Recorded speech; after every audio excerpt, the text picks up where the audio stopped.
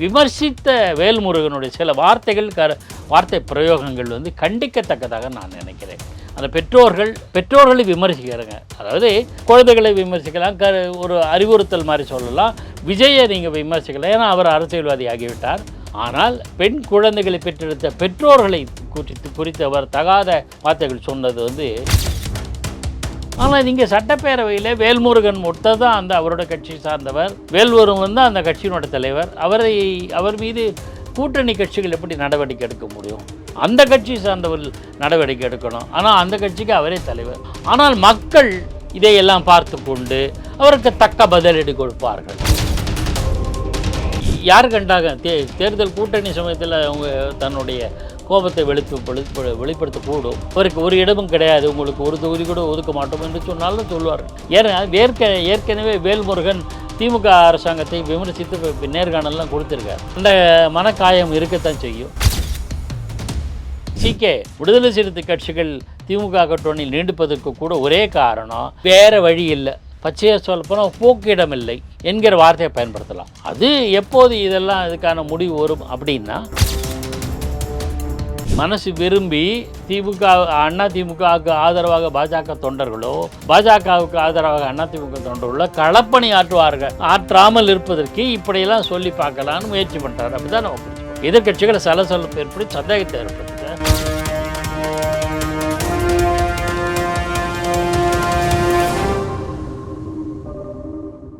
Real one நண்பர்கள், உறவுகள் அனைவருக்கும் வணக்கம். பல்வேறு முக்கியமான தகவல்களை நம்முடைய உறவுகளுடன் பகிர்ந்து கொள்ள இணைந்திருப்பவர் மூத்த பத்திரிகையாளர் பாக்கி அவர்கள். வணக்கம் சார். வணக்கம் நெல்லை சிவா. சார், இப்போ தமிழக வாழ்வுரிமை கட்சியுடைய தலைவர் வேல்முருகனை போக்சோ சட்டத்தில் கைது செய்ய வேண்டும் அப்படின்னு சொல்லி தாவேகா தரப்பிலிருந்து வழக்கறிஞர் ஆதித்ய சோழன் அவர்கள் புகார் கொடுத்திருக்காங்க. தேசிய குழந்தைகள் ஆணையத்திடமும் புகார் கொடுக்கப்பட்டிருக்கு. ஆணையம் அதை ஏற்றுக்கிட்டாங்க. சபாநாயகர் அப்பாவு அவர்களுக்கும் ஆளுநர் ஆர்.என். ரவி அவர்களுக்கும் இந்த புகார் மனு அளிக்கப்பட்டிருக்கிறது. இதை எப்படி சார் பார்க்குறீங்க? தமிழக வாழ்வுரிமை கழகத்தினுடைய தலைவர் வேல்முருகன் மேலே போக்சோ சட்டம்னு சொன்னீங்க, அது பண்ணியிருக்கலாம். தாவேகா பண்ணியிருக்காங்களா, அந்த வழக்கு போட்டிருக்காங்களா தெரியல நமக்கு. ஆனால் சில சம்பவங்கள், அடுத்தடுத்து நடந்த சம்பவங்களில் வேல்முருகன் பேசிய பேச்சுக்கள் அநாகரிகமானவை, தரக்குறைவானவை, அதில் மாற்று கருத்தே கிடையாது. என்னன்னா, ஒரு விஜய் வந்து தமிழக வெற்றி கழகத்தினுடைய தலைவர், நிறுவன தலைவர் விஜய் ஒரு கூட்டத்தில் மாணவியர்களுக்கு பரிசுகள் வழங்குகிறார். அது ஒன்றும் தப்பு கிடையாது. அப்படி மாணவிகள் வரும்போது கட்டி அணைத்தலும் சில விதமான வாழ்த்துக்கள் சொல்வதும் அது ஒரு பெரிய குற்றம் கிடையாது. நீங்கள் வடநாட்டுக்கு போனீங்களா, தில்லி போன்ற நகரங்களுக்கு நான் வசித்திருக்கிறேன். அங்கே என்னன்னா ஈஸியாக வந்து கட்டி தழுவது கை குலுக்குவதற்கு இணையான மரியாதையை தான் நினைக்கிறாங்க, அங்கீகாரமாக நினைக்கிறாங்க. இஸ்லாத்தில் கட்டித்தழுவுதல் ஏற்புடைய போற்றத்தக்க ஒரு மரபு. அப்படி அங்கே ஆண் என்று இருப்பதால் இங்கே ஆண் பெண் என்பது டெல்லியில் இருக்குது. அதெல்லாம் ஒரு பெரிய தவறுன்னு நான் கருதலை. அதுவும் மாறி வருகிற சூழலில் நாகரிகமே மாறி வருது. ஒரு காலத்தில் வேட்டி நீண்ட துண்டு போட்டிருந்த அரசியல்வாதிகள் இப்போ பேண்ட் ஷர்ட் போட்ட ஆரம்பிச்சிட்டாங்க. நாளைக்கு ஜீன்ஸ் போட்டவங்கள வருவாங்கன்னு தெரியாது நமக்கு. அது ஒரு இஷ்யூவாக நினைக்க வேண்டியது. ஆனால் விமர்சித்த வேல்முருகனுடைய சில வார்த்தை பிரயோகங்கள் வந்து கண்டிக்கத்தக்கதாக நான் நினைக்கிறேன்.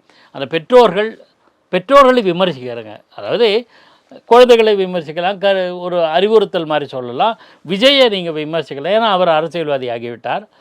ஆனால் பெண் குழந்தைகளை பெற்றெடுத்த பெற்றோர்களை குறித்து அவர் தகாத வார்த்தைகள் சொன்னது வந்து அநாகரிகமானது, கண்டிக்கத்தக்கது, அன்பார்லிமெண்ட்ரி வார்த்தைகள். அதெல்லாம் வந்து என்ன விதமான தரக்குறைவான வார்த்தைகள், அது நினைக்கக்கூட முடியாது. தன் குழந்தைகளையே வந்து விஜய்க்கு அனுப்புகிறார் என்கிற கருத்துப்பட பேசிக்கிட்டார். அது நிச்சயமாக வேல்முருகன் பேசிய பேச்சுக்கள் கண்டிக்கத்தக்கது. அவர் உடனடியாக திரும்ப பெற வேண்டும், மன்னிப்பு கேட்க வேண்டும். ஏன்னா ஏற்புடையதல்ல. ஏன்னா ஒரு என்ஜிஓ, ஒரு தனியார் நிறுவனங்கள், அரசியல் கட்சிகள் மாணவிகளுக்கு, வெற்றி பெற்ற மாணவர்கள் பரிசுகள், பதக்கங்கள், தங்க பதக்கம் இதோட கொடுக்குறாங்க அவங்க. அது ஒரு அங்கீகாரமாக தவிர இளைஞர் சமுதாயத்தை அவர் ஈர்க்கிறார். அது அரசியல் லாபம்னு கூட வச்சுக்கோங்க, அது தப்பு கிடையாது. ஆனால் அது தரக்குறைவாக பேசுவது என்பது ஏதோ அரசியலுக்கு பயன்படுத்தணுன்றதுக்காக தரக்குறைவாக விமர்சனம் செய்வது ஏற்புடையதில்லை, கண்டிக்கத்தக்கது. இப்போ இந்த விஷயத்தை பொறுத்த வரைக்கும் பார்த்தீங்க அப்படின்னா கடந்த காலத்தில் பொன்முடி அவர்கள் ஒரு விமர்சனத்தை ஒரு ஆபாசமான பேச்சை முன்வைக்கிறாங்க. கனிமொழி அவர்கள் முதல் ஆளாக வந்து அதற்கு வந்து எதிர்ப்பு தெரிவிக்கிறாங்க. இதெல்லாம் நம்ம பார்த்தோம். பொன்முடி அவருடைய கட்சி பதவி, அதன் பிறகு ஹைகோர்ட் உள்ள வந்த பிறகு அவருடைய அமைச்சர் பதவி எல்லாமே பறிபோகிறது. ஆனால் இப்போ வேல்முருகன் வந்து மாணவிகளுடைய பேரண்ட்ஸ் குறித்து கீழ்த்தரமான ஒரு விமர்சனத்தை முன்வைக்கிறாங்க. ஆனால் வந்து திமுக கூட்டணியில் இருந்தோ அல்லது திமுக தரப்பில் இருந்தோ எந்த விதமான ஒரு எதிர்ப்பும் முன்வைக்கப்படலையே. இப்போ கனிமொழி அவர்கள் கூட எந்த ஒரு எதிர்ப்பையுமே முன்வைக்கல. இதை எப்படி புரிந்து கொள்வது? இல்லை, கனிமொழி வந்து சொன்னதுக்கு காரணம் திமுக பொன்முடி அவர்கள் ஆளுங்கட்சியை சேர்ந்தவர், பொன்முடி அவர்கள் அமைச்சராக இருப்பவர், பொன்முடி திமுக ஆளுங்கட்சியான திமுகவோட முக்கிய பொறுப்பை வகிப்பவர். அவர் அந்த மாதிரி தரக்குறைவாக பேசினார், ஆபாசமாக பேசினார் என்பதை கண்டித்து அன்றைய இரவே கனிமொழி முதலமைச்சருடைய மு.க. ஸ்டாலினுடைய கவனத்துக்கு கொண்டு போய் உடனடியாக கட்சி பதவியிலிருந்து நீக்கப்பட்டார். அதுக்கு பிறகு உங்களுக்கு தெரியும், அவர் கடுமையாக விமர்சனத்துக்கு ஆளானார், அமைச்சர் பதவி போனது. இதில் வந்து கனிமொழி காட்டிய அக்கறையும் பாராட்டத்தக்கது. அதில் வந்து பலமுறை அவர் கண்ணியமாக நடந்து கொண்ட சம்பவங்கள் நிறைய உண்டு. ஒரு திமுக கூட்டத்தில் ஜெயலலிதாவை பற்றி தரக்குறைவாக ஒருவர் பேசிய எழுந்து கண்டித்தவர் கனிமொழி. அந்த அளவுக்கு நாகரிகமானவர், பண்பட்டவர், அதில் மாற்று கருத்து கிடையாது. ஆனால் அது வந்து கட்சிக்குள்ளே இருக்கிற நடவடிக்கைகளை அவர் செய்ய முடியும். ஆனால் இங்கே சட்டப்பேரவையில் வேல்முருகன் மொத்த தான் அந்த அவரோட கட்சி சார்ந்தவர். வேல்முருகன் தான் அந்த கட்சியினோட தலைவர். அவர் மீது கூட்டணி கட்சிகள் எப்படி நடவடிக்கை எடுக்க முடியும்? அந்த கட்சி சார்ந்தவர்கள் நடவடிக்கை எடுக்கணும். ஆனால் அந்த கட்சிக்கு அவரே தலைவர். ஆனால் மக்கள் இதையெல்லாம் பார்த்து கொண்டு அவருக்கு தக்க பதிலடி கொடுப்பார்கள். இப்போ வேல்முருகன் அவர்களை பொறுத்த வரைக்கும் கடந்த தேர்தலில் உதயசூரியன் சின்னத்தில் நின்று வெற்றி பெற்ற ஒரு சட்டமன்ற உறுப்பினராகத்தான் இருந்துகிட்டு இருக்காங்க. ஸோ அப்போ உதயசூரியன் சின்னத்தில் நின்று வெற்றி பெற்ற ஒரு சட்டமன்ற உறுப்பினர் தமிழர்கள் குறித்தே, அதாவது வந்து பார்த்தீங்கன்னா அந்த மாணவிகளுடைய பெற்றோர்கள் அப்படிங்கிற அடிப்படையில் தமிழினமே இப்படி கீழ்த்தரமான செயல்படுகிறது அப்படின்னு ஒட்டுமொத்த தமிழினம் மீதும் தூக்கி ஒரு களங்கத்தை ஏற்படுத்தக்கூடிய செய்தியை தகவலை முன்வைக்கிறாங்க. ஆனால் இது குறித்து ஏன் ஒரு தலைமை, திமுக தலைமை கண்டுக்கலை அப்படிங்கிற ஒரு கேள்வி உருவாகுது இல்லையா? யார் கண்டாங்க? தேர்தல் கூட்டணி சமயத்தில் அவங்க தன்னுடைய கோபத்தை வெளிப்படுத்தக்கூடும். அவருக்கு ஒரு இடமும் கிடையாது, உங்களுக்கு ஒரு தொகுதி கூட ஒதுக்க மாட்டோம் என்று சொன்னாலும் சொல்லுவார். தெரியலை. ஏற்கனவே வேல்முருகன் திமுக அரசாங்கத்தை விமர்சித்து நேர்காணல்லாம் கொடுத்துருக்கார். அந்த மனக்காயம் இருக்கத்தான் செய்யும். அதெல்லாம் வந்து எதிர்வலிக்குமோ இல்லையோ தெரியாது. எதுவாக இருந்தாலும் வேல்முருகனுடைய செயல்பாடுகள், பேச்சுக்கள் கண்டிக்கத்தக்கது. அதற்கான சட்டபூர்வ நடவடிக்கையை தாவேகா தலைவர், தாவேகா கட்சியினரும் எடுத்திருக்காங்க. அது பொறுத்திருந்து பார்க்கும், வழக்கு நீதிமன்றத்தில் எப்படி போகுது அப்படின்னு பார்க்கணும். இப்போ விடுதலை சிறுத்தைகள் கட்சியுடைய தலைவர் தொல் திருமாவளவன் அவர்களை பொறுத்த வரைக்கும் அதிமுக பாஜக கூட்டணிக்கு கடந்த தேர்தலில் கூட்டணியில் இடம்பெற்ற கட்சிகள் கூட செல்வதற்கு தயக்கம் காட்டுகின்றன. அதனால அதிமுக பாஜக கூட்டணியை பொறுத்த வரைக்கும் ஒரு வடிவமே பெறல. இப்போ அமித்ஷா அவர்கள் தமிழகம் வந்து எங்க கூட்டணி வலுவாக இருக்கிறது அப்படிங்கிற தகவல்களை முன்வைக்கிறாங்க. அப்படின்னா இது முழுக்க பில்டப் பண்ணிட்டு போயிருக்கார் அப்படிங்கிற கருத்துக்களை முன்வைக்கிறாங்க. நீங்க எப்படி பாக்குறீங்க? இல்லை, நீங்க அவருடைய கட்சிக்கு ஆதரவாக, கூட்டணிக்கு ஆதரவாக தான் பேசுவார். அவருக்கு நாளைக்கு எந்த அளவுக்கு சீட்டு ஒதுக்குறாங்கன்றதெல்லாம் பார்க்கணும். ஆனால் நீங்கள் பாஜக கூட்டணி பாருங்களேன். பாஜகவும் அதிமுக கடந்த மக்களவை தேர்தலில் பிரிஞ்சிருந்தாங்க. பிரிந்த கட்சியை ஒன்றா சேர்த்துட்டார் இதே அமித்ஷா. அதிமுக பாஜக கூட்டணி ஏற்படுத்தி விட்டார். பாமகவை இழுப்பதற்கான முயற்சிகள் பெருமளவு வெற்றி பெற்றது. நேற்றைக்கு தினம் ராமதாஸ் அவர்களுக்கு அளித்த பேட்டியில் கூட சாதகமான பதில்கள், நல்லது நடக்கும்னு சொல்லியிருக்காரு. கூட்டணி பற்றியெல்லாம் விரைவில் முடிவெடுக்கப்படும் எல்லாமே சொல்லியிருக்காரு. ஆக பார்த்தா பாமகவும் வருவதற்கான சாத்தியக்கூறுகள் இருக்குது. தேமுதிகவுக்கு என்ன விதமான வாக்குறுதிகள் கொடுத்து அவர்களை இழுக்கிறார்கள் பார்க்கணும்.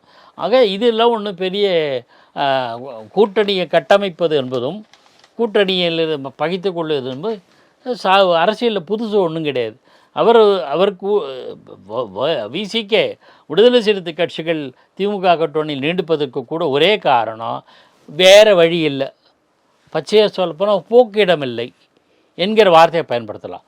அது எப்போது இதெல்லாம் இதுக்கான முடிவு வரும் அப்படின்னா, மூன்றாவது சக்தியாக உருவெடுத்து கொண்டு வருகிற தமிழக வெற்றி கழகம், விஜயினுடைய கட்சி ஒரு தேர்தலை சந்தித்து எந்த அளவு இடங்களை பெறுகிறார்கள், எத்தனை வாக்கு சதவீதங்களை பெறுகிறார்கள் அப்படிங்கிற பொறுத்து தான் இவங்களோட அடுத்த காய நகர்த்தல் இருக்கும்.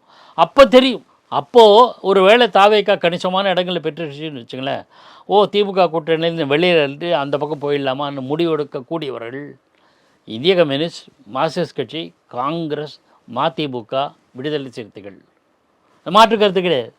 ஏன்னா இந்த சம்பவங்கள் ஏற்கே நடந்திருக்கு. முன்பு கூட ஜெயலலிதா அணியில் இந்த கட்சிகள் எல்லாம் ஒன்றா சேர்ந்தாங்க. ஆக எம்ஜிஆரோட 1980 இதே கட்சிகள் இணைந்தன. ஆனால் அவங்களுக்கு போக்கிடம் இல்லாதனால் திமுகவோடு இருக்கும். ஆகையினால திமுகவுக்கு ஆதரவாக சில விஷயங்கள் பேச வேண்டிய நிர்பந்தம் இருக்கிறது. இப்போ திருமாவளவன் அவர்களை பொறுத்த வரைக்கும் ஆரம்பத்தில் இருந்தே இந்த பாஜக கூட்டணி அதிமுக கூட்டணியை பொறுத்த வரைக்கும் பாஜக கூட அதிமுக தொடர்ந்து செல்ல மாட்டாங்க. எடப்பாடி பழனிசாமி அவர்களை பொறுத்த வரைக்கும் எந்த நிமிஷத்தில் இருந்து வேண்டுமென்றாலும் பாஜக விட்டு மீண்டும் வெளியே வந்து விடுவாங்க. இது உடன்படாத கூட்டணி அப்படின்னு தொடர்ச்சியாக திருமாவளவன் அவர்கள் தானே அந்த விமர்சனத்தை முன்வைக்கிறாங்க.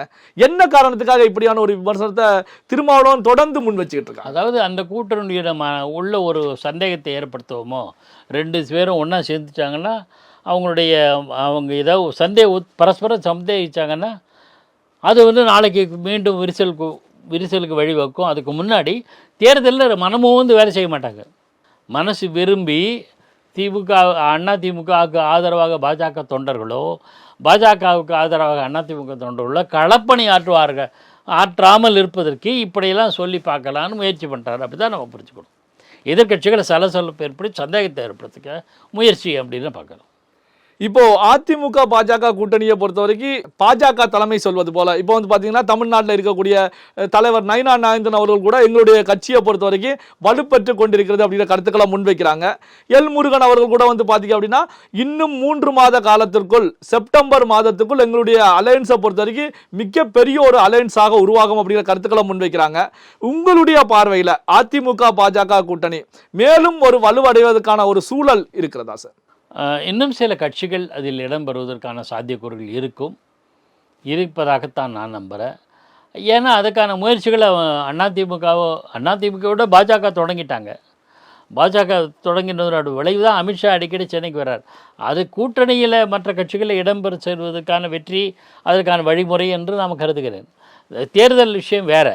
ஆனால் இன்னும் திமுகவுக்கு எதிரான வாக்குகள் சிதறாமல் இருக்க வேண்டும், ஒன்று திரட்ட வேண்டும் என்கிற அந்த குறிக்கோளில் எல்லா கட்சிகளோடும் பேசி தங்கள் வசம் இருப்பதற்கான முயற்சியில் பாஜக ஈடுபட்டிருக்கிறது. பாஜகவினுடைய கொள்கையை மக்கள் ஏற்கிறார்களா இல்லையா, பாஜக வெற்றியை அள்ளித்தர போகிறார்களா இல்லையா, அதெல்லாம் நான் போகலை. வெற்றி வாய்ப்பை கூட வேறு விஷயம். கட்சிகளை இணைக்கிற முயற்சியில் அவங்க ரொம்ப தீவிரமாக இருக்கிறார்கள். அதில் ஓரளவு முன்னேற்றம் இருக்கத்தான் செய்யும். எனக்கு அதில் சந்தேகம் ஏற்படவில்லை.